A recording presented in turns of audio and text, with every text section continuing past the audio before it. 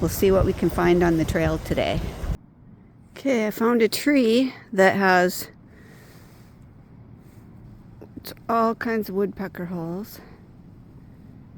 As you can see, they have been busy.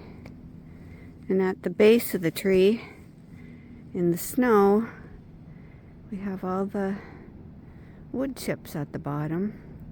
So that's how you know that they're frequenting this tree regularly.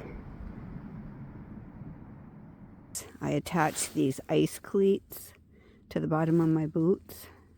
They're little studs that go in the snow.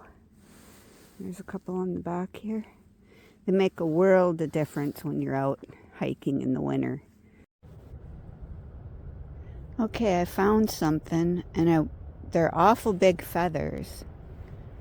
I want to think they're turkey feathers. I'm not sure. I'll take a picture and ask the naturalist. But it's kind of dark in here, so it's hard to see. But there are a lot. Like, this was an area where something got eaten. I'd say it looks like a turkey.